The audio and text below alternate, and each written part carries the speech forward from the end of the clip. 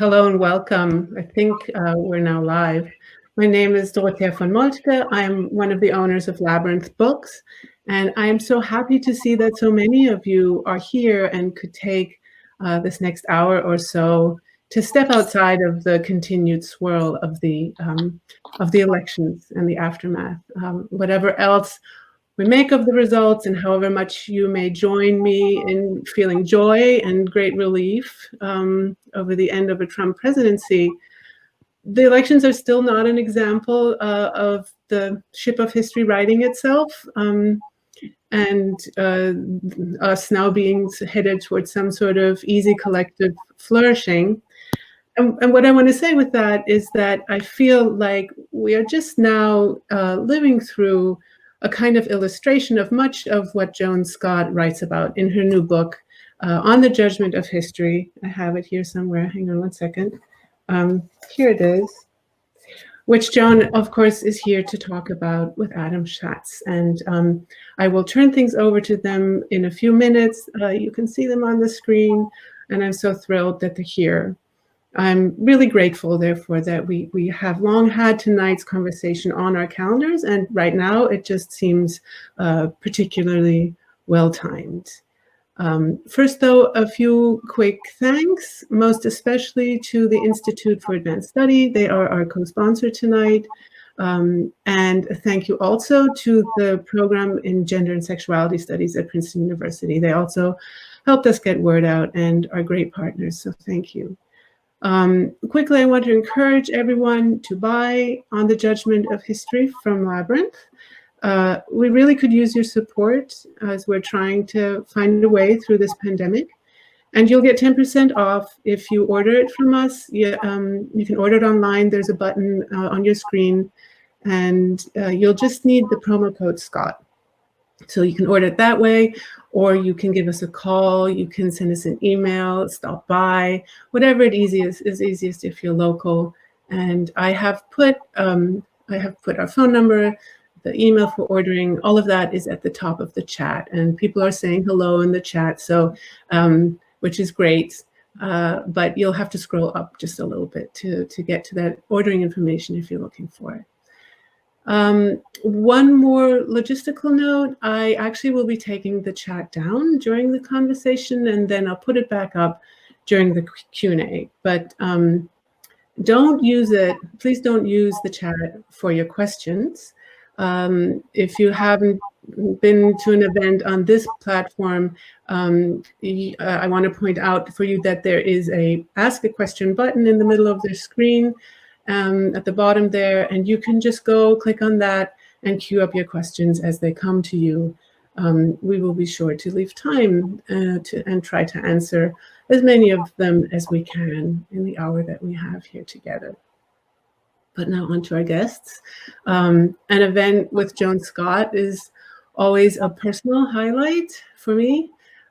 She is Professor Emeritus in the School of Social Science at the Institute for Advanced Study here in Princeton.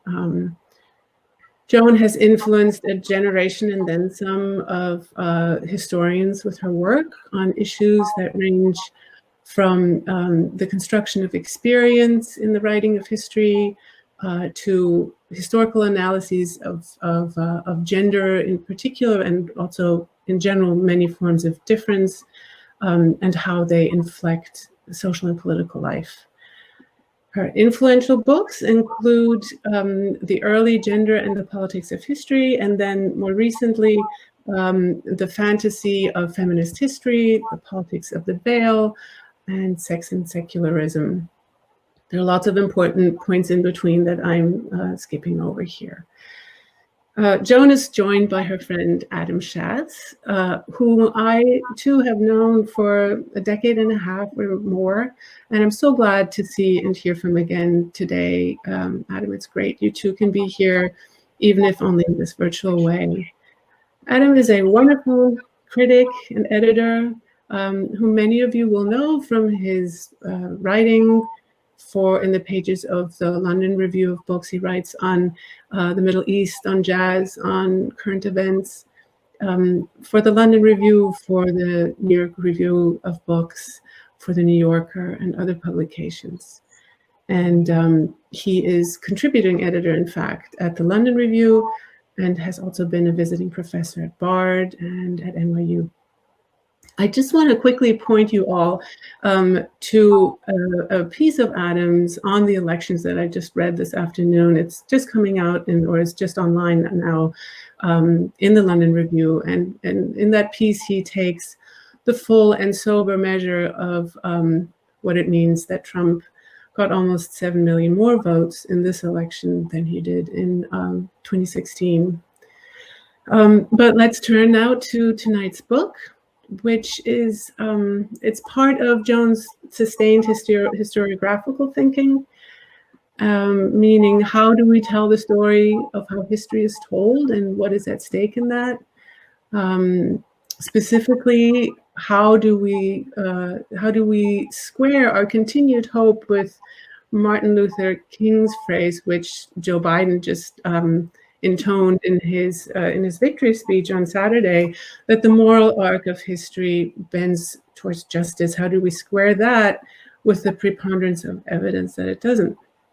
And what is the importance of the self-narration of the state in all of this? These are just some of Joan's questions on the Judgment of History, which is a brilliant, brief book that left me with a renewed sense of how crucial it is that our notion of history stay unsettled, so that it not be allowed to become a unifying narrative, which would undermine the subjectivities and the histories of those who struggle for their rights and for their recognition. So what I want to say is that I was left with a sense that our perpetual disquiet about history is maybe a sign that we are on the right track. And so I will now take myself out of the view and turn things over to Joan and to Adam. Welcome, both of you. It's great to get to listen in to you. Welcome. Thanks. Can I just say, Adam, before you start, that Dorothea, I just want to thank you for continuing to do what you've done for years with Labyrinth in Princeton, be a kind of community resource in good times and now in bad times. And even though virtually is nothing like being able to say hello to everybody who comes into the store and to sign books and talk to people, you're continuing to do this, I think, is a tremendously important gesture for all of us. And I just want you to know how much we appreciate it. Yeah, I'd like to second that and to thank Dorothea for that lovely and very generous and insightful introduction. It's great to be here with you, Joan. Your book is, to me at least, in the grand tradition of the intellectual essay, and it also is a reminder that you're not just a historian; you are a thinker about history, a historical thinker. And I learned a lot from this book, and it is short but quite profound, and it's really great to be here to talk to you about it. Thank you. And as Dorothea was saying, the timing is rather extraordinary. I don't know whether history is spoken, well, in a manner, and I guess in the sense it has. Whether it's judged is another question, but the people have certainly spoken. And I'm wondering whether you've been reflecting on the title of this book that you have just written, and on the subject in these last few days. Yeah. Yes, I certainly have. I mean, I can't say that as the results of the election have come forward that a judgment of history has been made. Dorothea's reference to your LRB piece suggests that, when 70 million people vote for a white supremacist, misogynist, authoritarian leader, we're not, the arc of the moral universe is not bending towards justice.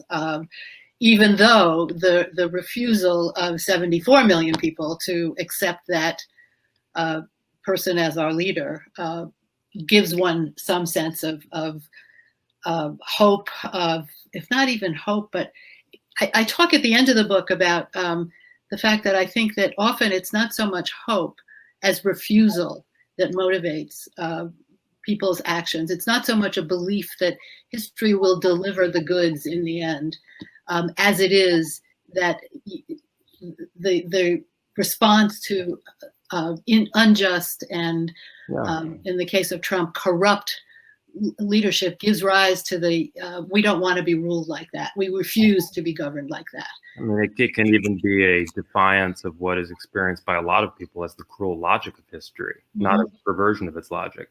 Yeah, I think that's absolutely right. You know, I wanted to ask you about how you came to write this book. You mentioned in the introduction, or the preface rather, that that the events of Charlottesville really shook you up, and you found yourself stumbling on that phrase repeatedly. Can you talk a little bit about how it emerged? I mean, I surprised myself, I think, at that. I following the Charlottesville events, as many of us did. I had this kind of knee-jerk reaction, which surprised me, because as a historian, I thought I would know better. And what I said to myself was exactly what came to be the title of the book. I kept saying, whatever happened to the Judgment of History? I thought we were done with Nazis. You know, that people would parade through the streets saying Jews will not, what was it? Jews will not overtake us, or Jews will not replace us. Will not replace us. And that these guys carrying torches, Ku Klux Klan, reenacting Ku Klux Klan demonstrations, struck me as it was just like, no, this isn't supposed to happen anymore. And then I thought, the more reasonable historian side of me saying, well, Joan, you know that those things do happen. But then I began to notice, and you will now notice if you're reading the papers daily, or as we all are, constant references to the Judgment of History. Once you sort of identify it as a phrase that comes up over and over again, a phrase that promises that truth will out in the end, that progress will triumph in the end. You find it everywhere. I mean, people now are talking about Trump will the Judgment of History will come to Trump. If they don't use that exact language, history will be the judge. Well, isn't this one reason why courtroom Hollywood dramas are so appealing to people? Yeah, absolutely. Yes, because exactly right. And that is that's really an I hadn't thought about that, Adam. Thank you. So Billy Wilder's film with Witness to the Prosecution. Yeah, these are films that really kind of cater to that desire. Exactly. And what's happening is the truth of history and justice are emerging at the same time. And what I argue in the book as well is that it's the legal apparatus of the state that is expected to deliver that. Right. It's very much a notion that rests on the idea that the state is the embodiment of the progress of civilization, and that justice is delivered by the institutions, usually the judicial institutions of the state. Right. I certainly want to get to that that issue of the state. But I wanted to ask you before, how do you account for this you call it a messianic promise that history will render its judgment? Even, you point out that, we're living in a period after Fukuyama, after the quote unquote end of history, after the dismantling of, what, Lyotard called meta-narratives, postmodernism, and yet still there's this craving for history's judgment and this, as you call it, this messianic hope. How do you account for that? Is this religion's a form of religion that persists? What is it? I don't think so. I mean, I think it's more a residue of the 18th and 19th century history of the Enlightenment, if we want to sort of have a short phrase to explain it, which understands history to be a linear, progressive phenomenon that moves through time from bad to good, from worse to better, and that is even though the 20th century declared the end of history, the master narrative is over, all of that, there's still that residue that defines history as a linear, progressive phenomenon. And I think that was my response when I said, whatever happened to the judgment of history. It was like it was so deeply ingrained in some ways in the cultures that we grow up with, in the history that we learn in school. Textbooks about national history are textbooks about the progress of the American nation state. So I think that's where it comes from. I think there may be religious overtones, the judgment at the end of time, that sort of thing. But I think it's a much more secular notion that the modern is always better than the traditional that came before it, and that understands history to be that linear thread that takes us progressively through time. Do you think, I mean, just to speak of the United States, for example, do you think that that messianic hope or that Whiggish Enlightenment sense that we are on this road to progress, things are getting better, do you think that's shared by most members of society? Do you think it's as present among groups that have a much more immediate experience of oppression? I'm thinking of just the sense of cynicism and even fatalism among people who've been profoundly victimized. The idea that things are getting better probably isn't as persuasive to them. Yeah, and I think that's what the last chapter of the book is about. That's which is about the movement for reparations for slavery. And that took me actually a long time to figure out because I couldn't quite place it in the story that I wanted to tell until I realized that it was just what you're saying. It was a critical calling to account of that vision of history in the name of those whose story doesn't get told by a story of the progress of the nation, and one that isn't as narrowly tied to vindication by the state. Right. No, in fact, I think it's the groups you're talking about who if ever there's a judgment of history, it's those groups that are offering it. That is, who are arguing that injustice, inequality persist and need to be addressed in ways that are impossible to address in the juridical legislative forms that are given to us by democratic nation states. Right. Now, the three examples in the book, the three case studies are, well, as you mentioned, reparations, which is the last one. The first two are Nuremberg and the South African Truth and Reconciliation Commission. I was struck by your account of the Nuremberg trial because, for one thing, you describe how Germany was depicted at the trial as in vaguely exotic terms, as this perverse, pathological nation that might, in fact, even be more Eastern than Western, and the alliance with Japan was trotted out as proof of this. Right. Well, it sounds almost as though there was a psychic need to differentiate Germany with its Sonderweg and its history from the countries that were judging it. Yeah. No, that's exactly what I think I could say I discovered as I was reading those the trial reports and the material around the Nuremberg trial.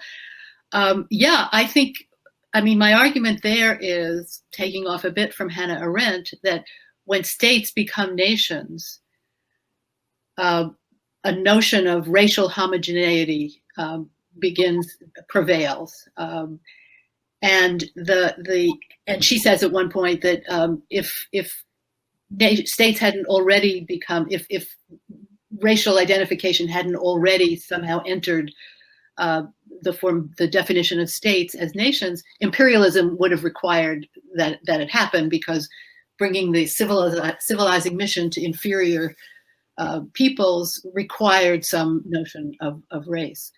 But I think that the Nuremberg Tribunal seeks to avoid the ethno-nationalism that is the basis of any of those nation states that are present at the tribunal. even the Russians, although the Russians present a slightly different case. But and in order to avoid that, Germany has to be written out of the history of the emerging democratic modern nation states.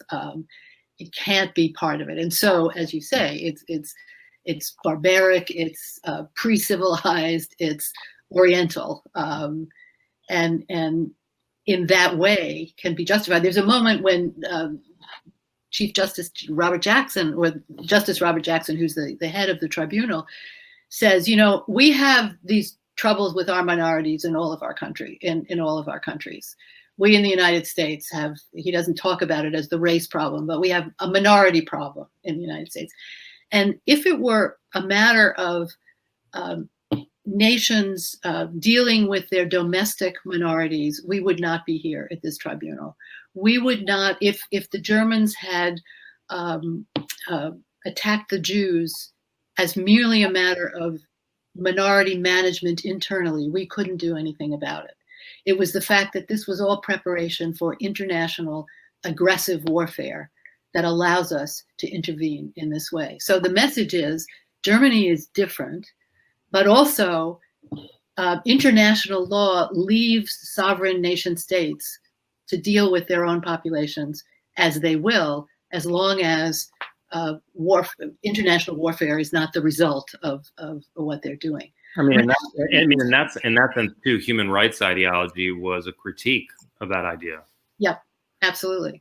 I have to say that for me in that chapter, that was this kind of stunning thing for me. It's not that I'm a close student of these three cases, but as I read through these materials, I was struck by how powerful the argument, or how powerful the need to protect the autonomy and sovereignty of nation states was. Right, exactly. And so Germany was a threat to world peace and a threat to the countries it invaded, but otherwise, but its the crimes that were committed before the war could not have been considered at Nuremberg. And but this, of course, also conveniently would have let off the hook countries like the United States, with its practice of lynching. Thousands of Black men had been lynched in the States.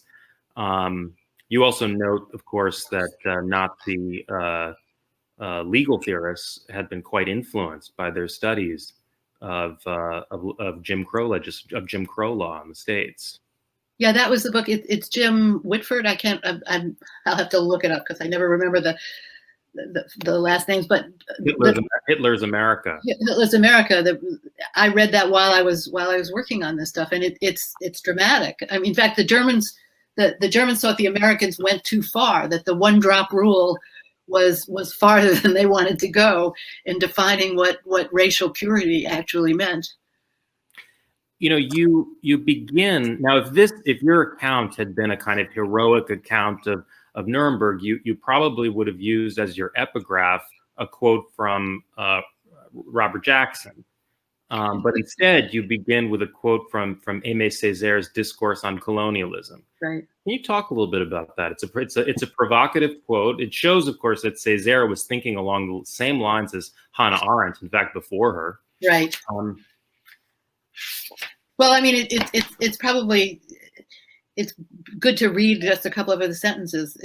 He says, yes, it would be worthwhile to study clinically in detail the steps taken by Hitler and Hitlerism, and to reveal to the very distinguished, very humanistic, very Christian bourgeois of the 20th century that without his being aware of it, he has a Hitler inside him, and that Hitler inhabits him, and that Hitler is his demon, that if he rails against him, he's being inconsistent, and that at bottom, what he cannot forgive Hitler for is not crime in itself, the crime against man. It is not the humiliation of man as such.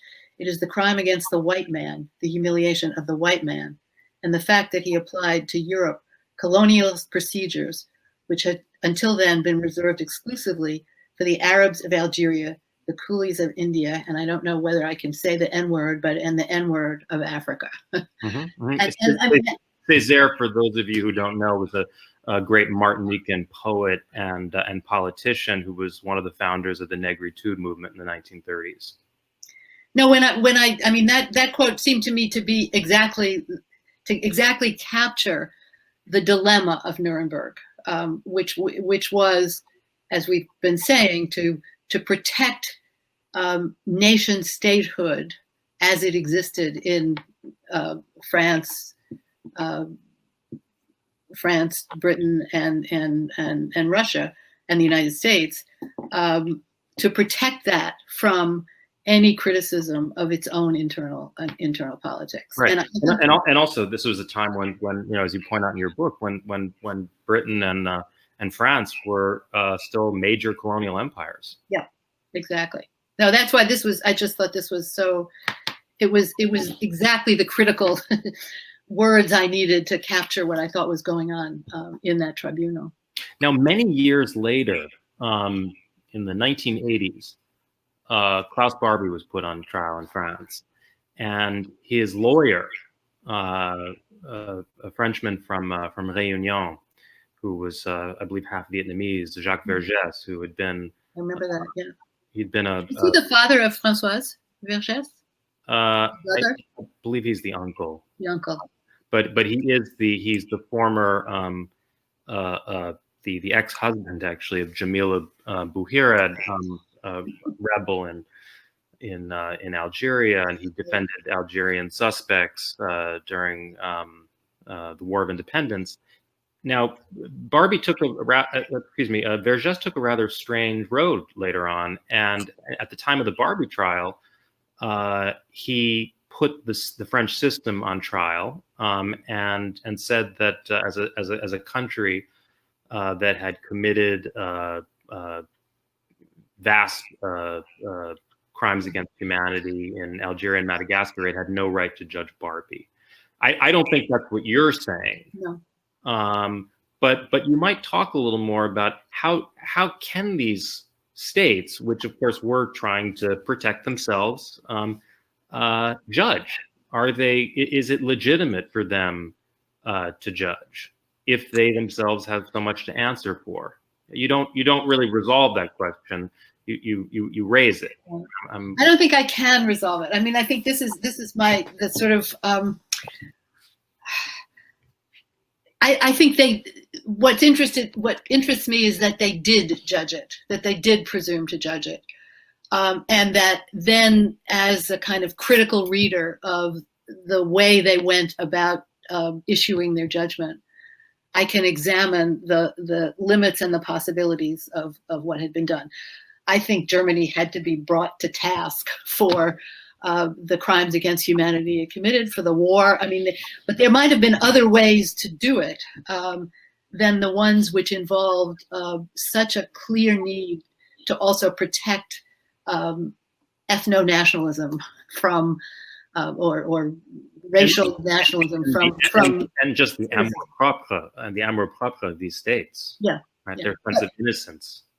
But I guess, in that sense, I'm a more less a moral historian than a critical one, and I want to sort of see what gets done in the name of history or judgment, and then look at both its limits and its possibilities. Right. What needed to happen, what did happen, what didn't happen, and what, in this case, to answer my own question of how did we get Charlottesville?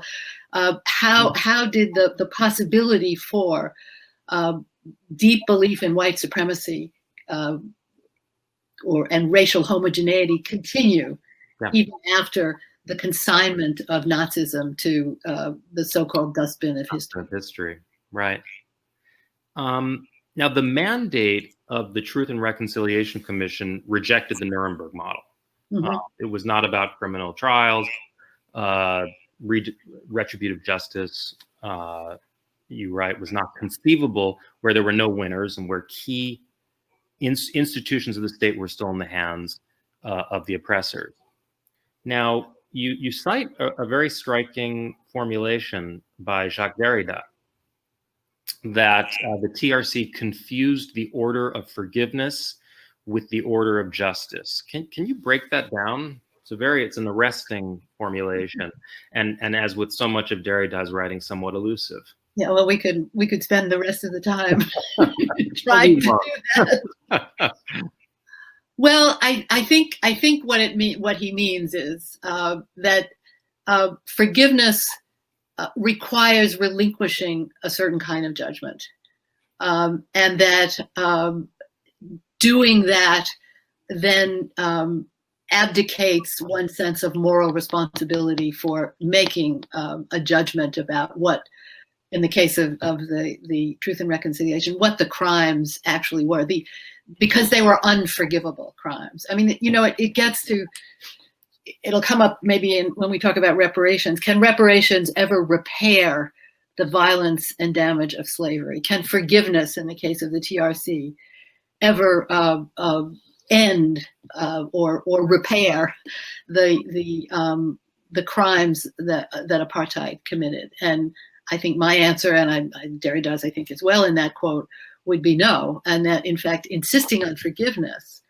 was a way of not papering over the crimes, but acting as if they could somehow be forgiven, as if they were forgivable, and that the impossibility of that kind of forgiveness, I think he would argue, is the more political position to have taken. And there were strategic reasons too for the Truth and Reconciliation Commission. Yeah. It had to do with the desire to defend this, South African interracialism and to prevent an exodus of the white population as well. Well, and also the thing that Desmond Tutu says at the very beginning, the apartheid forces had all the guns.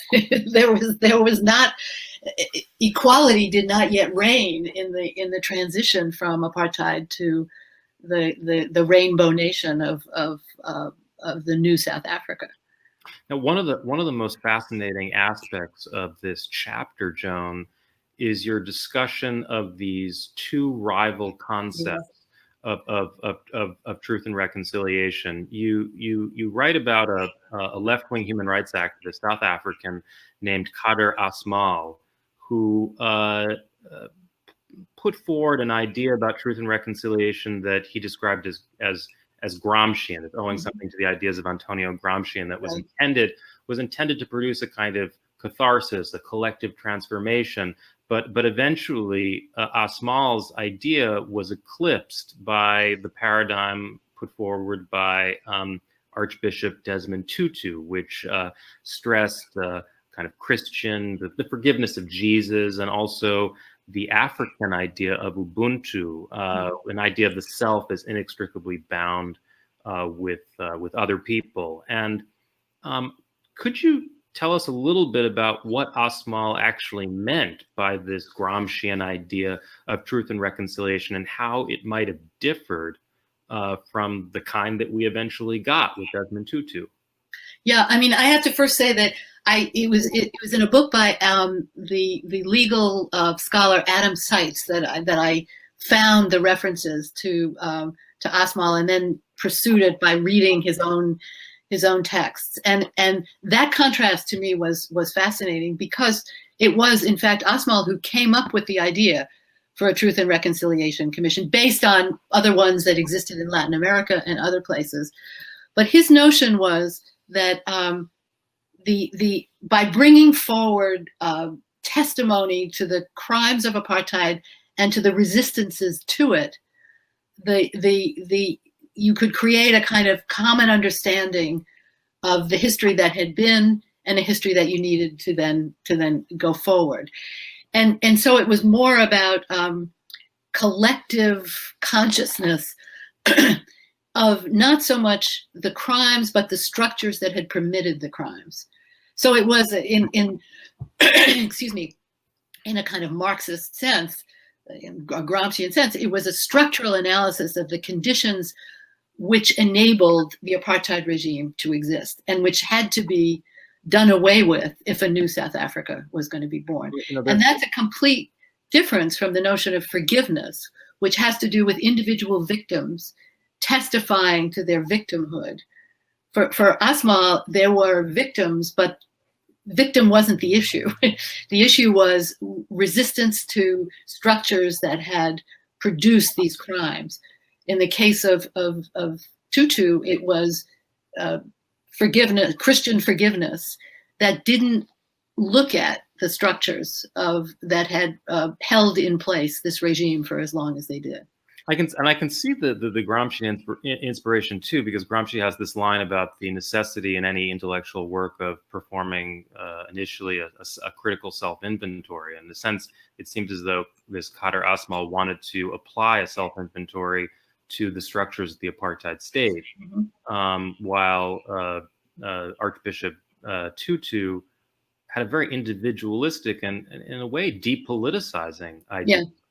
Yeah. And you write that one of the effects of this very individualistic and Christianity influenced approach was that by treating individual crimes rather than looking at structures of domination and the violence of resistance at times, it ended up conflating the violence of perpetrators and victims. Yeah, and it also ended up arguing that if the rule of law were to be applied, there could be no distinction between, between the two sides, the apartheid people and the ANCs, particularly the armed struggle side of the ANC. And that depoliticizing was deliberate, because there were all sorts of ANC groups still ready to not to commit the kind of violence they were doing before, but ready to resist if things didn't go well. And he has a number of places that I quote in which the anger of individuals, which he's worrying will become the collective forms of demands for retribution, have to be contained so that a peaceful transition can actually come into existence. But that means depoliticizing the understanding of the power differentials between the rulers of apartheid and the ANC, which Asmal is very adamant about. There's one point where he says, wait a minute, you can't say that there's equal blame on both sides. When one group is resisting structures of oppression that have been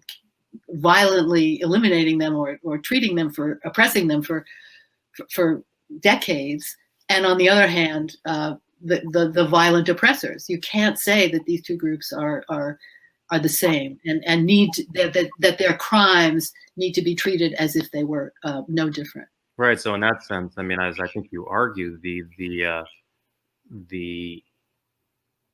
failures of truth and reconciliation were really a reflection of the incompleteness of the liberation. Yeah.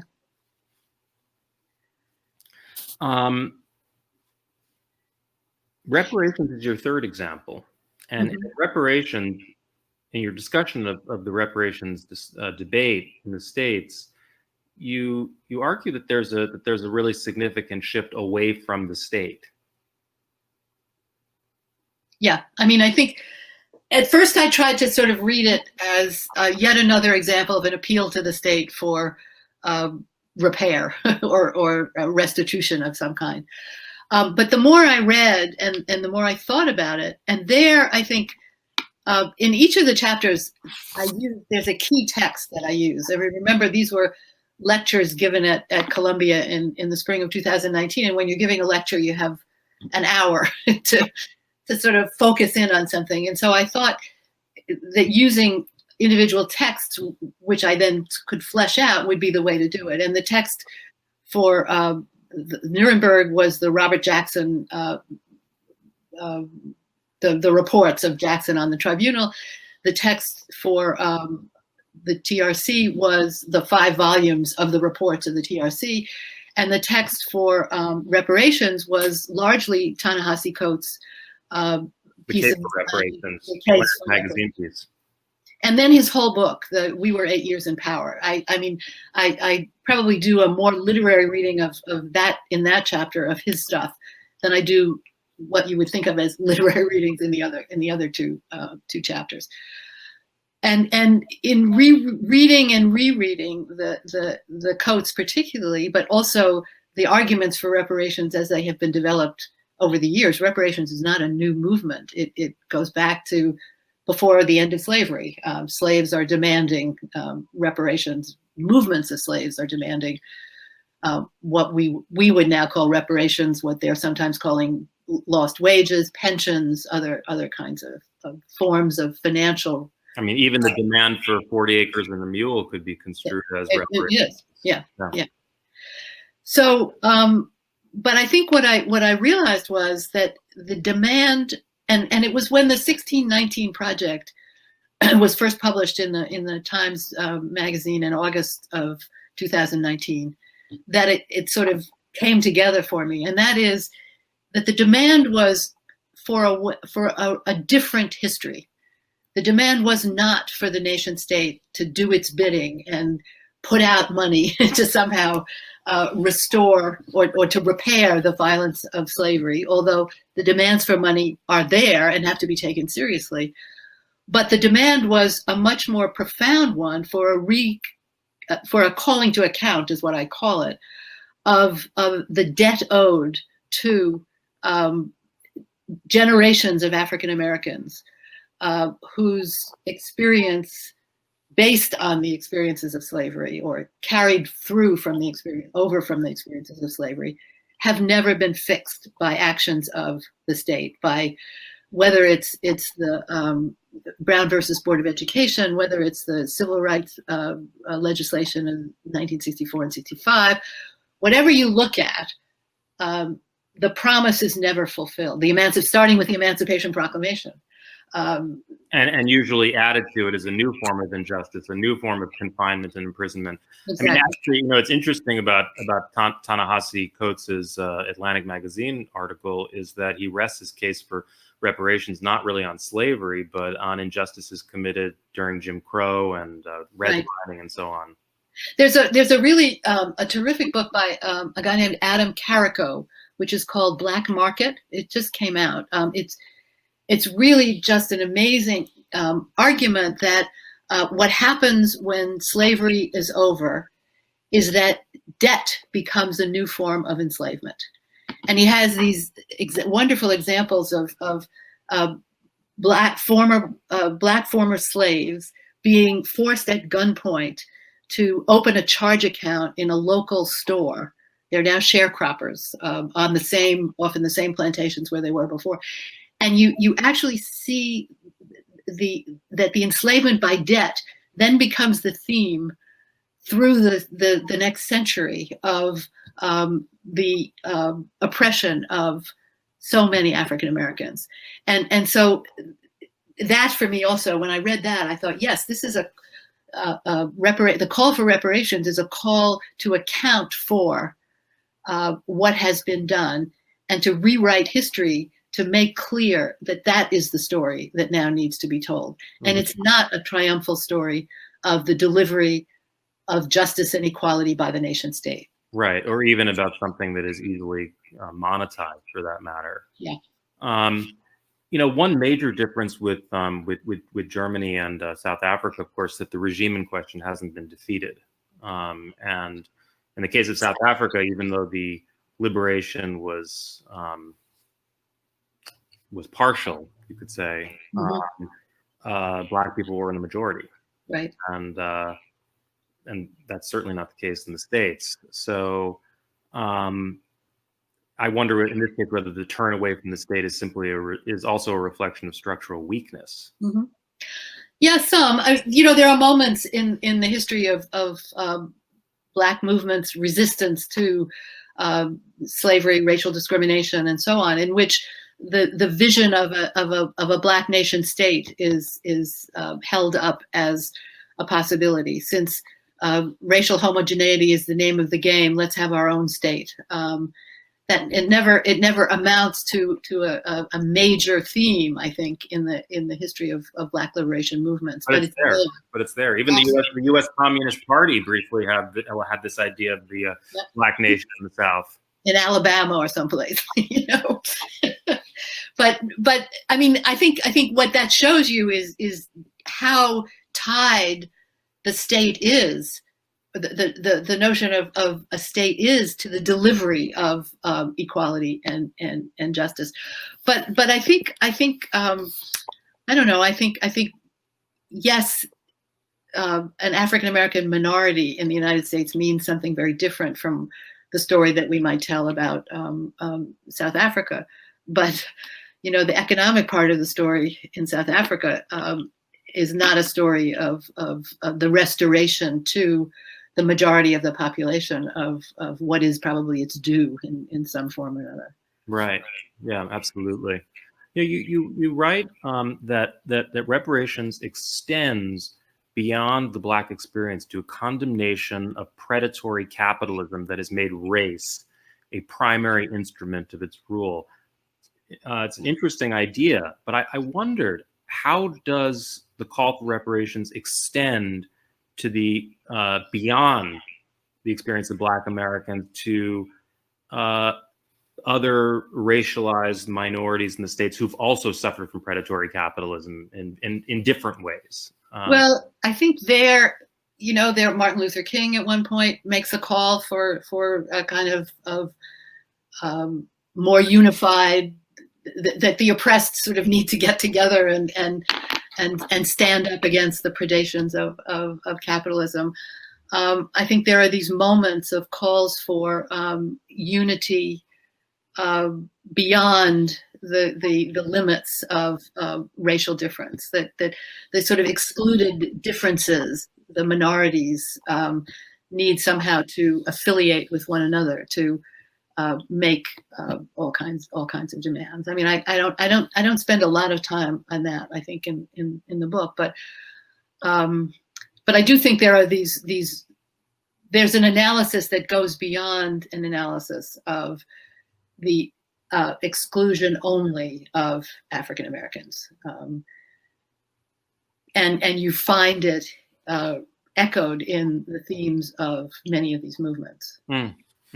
Struck me too that we might even find parallels with the Palestinian call for a right of return, which is not necessarily about the right of all Palestinians to return to the what is now 1947, right, Israel, but it's an insistence on recognition and on overcoming their erasure, their both in physical space and also in the story that Israel has told about itself. Yeah, I think that the parallel is absolutely there, and probably in other groups as well. I mean, in one of the criticisms made of the reparations movement is that it's too exclusive, and 1619 is that it too exclusively concentrates on slavery and African Americans. What about Native Americans and the dispossession of Native Americans in the history of the emergence of the American nation? And I think my sense is that, and what I think of as the alternative judgment of history, is that it's those histories that need to be written, and not just written separately, but incorporated into the story that is told, so that it's no longer, here's your national. When I first started teaching women's history, the guys who taught regular history, French history, American history, would send me their students who wanted to work on women's history in those countries.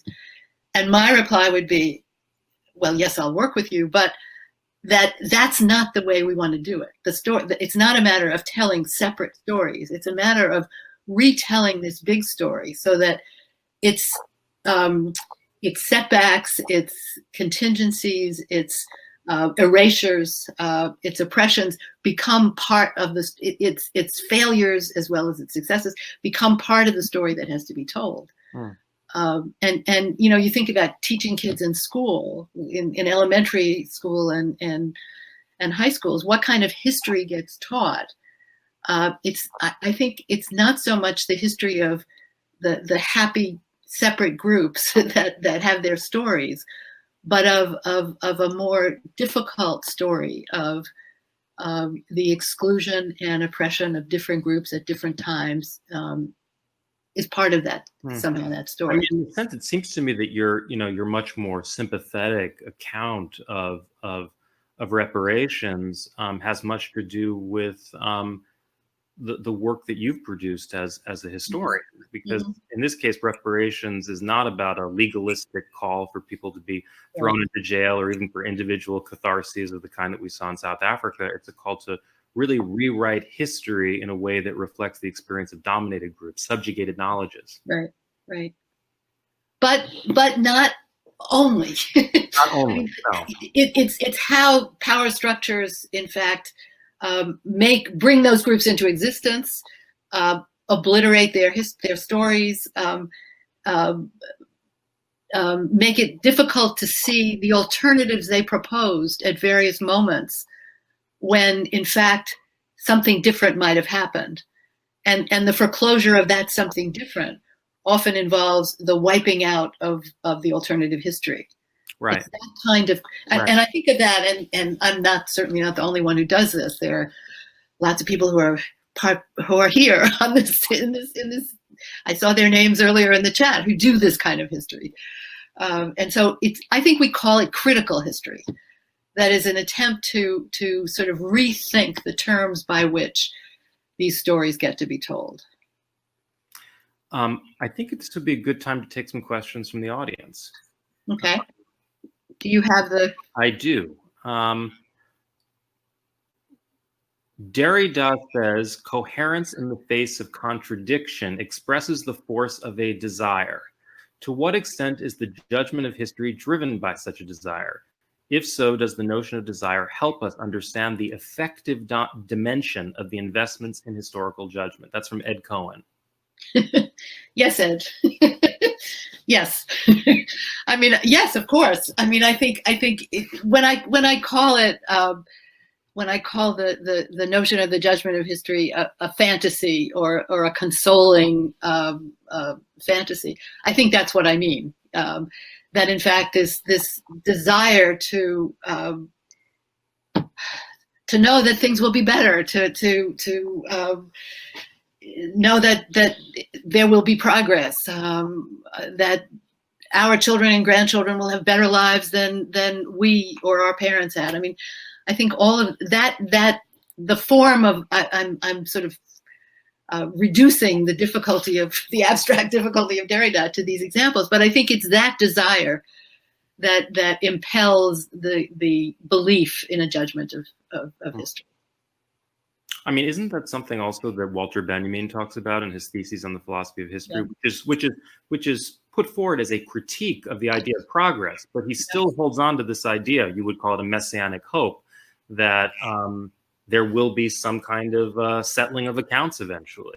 But it's settling accounts. It's the one in the epigraph I use from thesis 12 in the reparations chapter. It's a calling to accounts for the past, right, not for the future. And he says social democracy thought fit to assign to the working class the role of redeemer of future generations. In this way, cutting the sinews of its greatest strength. The training made the working class forget both its hatred and its spirit of sacrifice, for both are nourished by the image of enslaved ancestry rather than that of liberated grandchildren. I mean, that's the angel of history is back to the future.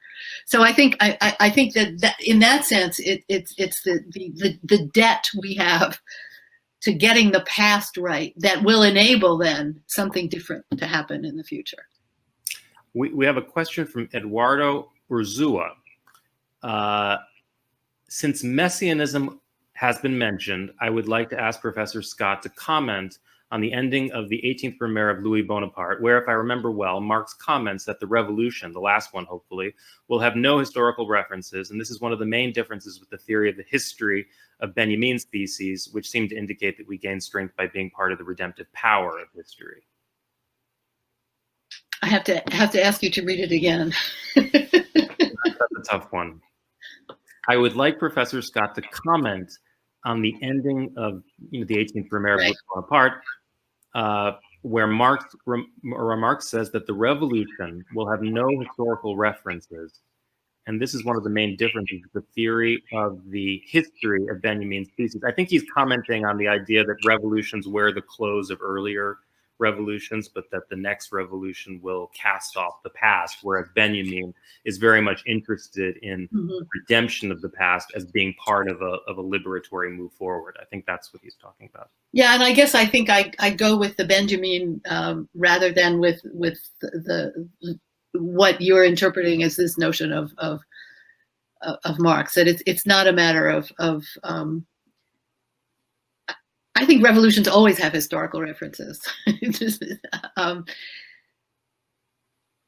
both to the past. Well, certainly to the past, if only to sort of dissociate themselves from what went before, but also to sort of retrieve those pieces of the past that justify and legitimate what is being demanded in the present. I mean, I think about the work of Massimiliano Tomba, whose book Insurgent Universality talks about exactly this, the way in which notions of the commons get held onto or get resurrected in different forms in different moments. But, the French Revolution at a certain point, the Paris Commune, the Russian Revolution looks to the Paris Commune, which looked to the French Revolution. I mean, but there are often, what he argues is it's the foreclosed moments of communal possibility, the alternative to the centralized nation state, that becomes the force that tries to inform what will happen next. So, I'd have to go back and look at the Marx to sort of figure out what the notion is that there's no historical reference. But I think empirically there are always historical references. I have a question from Siddhartha. Is Professor Scott, or perhaps me, aware of the challenge posed by jurist Radha Binod Pal, a member of the Tokyo War Crimes Tribunal, to the quote-unquote allies to judge Japanese war crimes when they had committed war crimes themselves? Judge Pal has been erased from history, I fear. Yeah, I mean, I thought about going there too when I was doing the Nuremberg chapter, but as I said, I was doing lectures and there was no way to sort of do the kind of work I would have needed to do also to do that. Yeah, but I think that's right. I think that the it's like the Cesar quote. What I think he's referring to in that question. That is, the sort of high and mighty condemnation of imperialism on the part of the Japanese.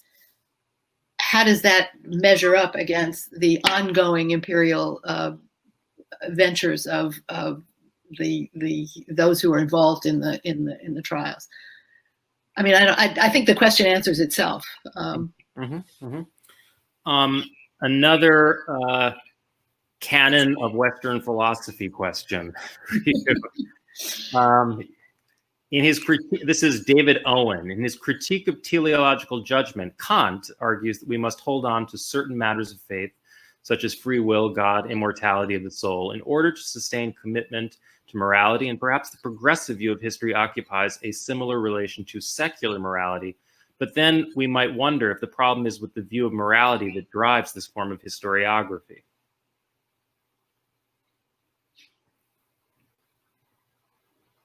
Yeah. Again, it seems like it's almost a question that's answering itself. Yes, I think there is the problem is with the view of morality that is driving this notion of history. As I said, I don't think of, I mean, I'm sure there's a sort of moral dimension, although I always like to call it ethical, to the positions that I hold. I think of the judgments that I make about equality or justice or as based on certain ethical beliefs about how people ought to be treated, how life ought to be lived, and so on. The question of the difference between the moral and ethical will probably get us into a conversation that isn't worth trying to have now. But so yes, David, in some ways, I don't disagree with what you're saying. The problem is the notion of morality that sort of underlies that Kantian notion of history. Joan, I wanted to ask you, but this is my last question. I wanted to talk to you about contemporary situation outside the States, and it's France, because to me, in some ways, it underscores that there are reasons that groups who've been oppressed or persecuted might find some consolation or sense of when they're recognized, their suffering has been recognized by the state, which isn't to say that the state is a neutral instrument. It's clearly not, right. that it has nothing to answer for. But in France, the crimes committed by the Vichy regime have been recognized. They're taught. There are memorials throughout Paris and other parts of France. It's even a crime to deny the Holocaust, the Armenian Holocaust as well, but it's a crime to deny the Holocaust in France. Now, the same does not apply to the crimes of colonization. And now Macron earlier this year announced a new project for which he brought on the great historian Benjamin Stora, project being reconciliation of the memories of the Algerian War, project with the Algerian government, which has selected its own historian to work with Stora. But in recent days, since the murder and beheading of the school teacher Samuel Paty by a young Chechen man, because he had presented cartoons of Prophet Muhammad in class. Since then, the French state has responded with a kind of wave of what, to my mind, is Islamophobia, directed not specifically against people who carry out violence like this, but to anyone who questions a very rigid notion of laïcité. And this can't but stir memories of the Algerian War, when in fact the doctrine of laïcité was brandished as a weapon against the Algerians.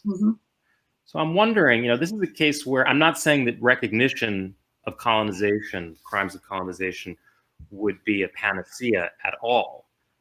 But as in the case of the French Jews, wouldn't it represent a kind of progress and a sense that the state was actually wrestling this problem? Yeah. I mean, why not? Yeah. I just think it's when you think of the state as the final arbiter of what counts as justice is when you get in trouble, or is what I'm objecting to. That is that's the place where it's extremely difficult to argue that a final judgment can be delivered, or a final form of justice can be delivered. But sure, the thing that you're pointing to, the recognition of the Holocaust and the accounting, the self-accounting that France has done in relation to that.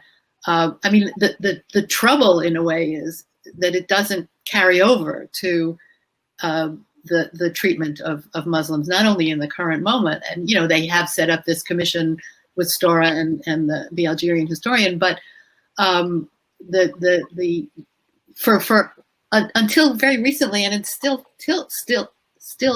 for some people, the notion of race and racism only gets applied to the Holocaust and to anti-Semitism.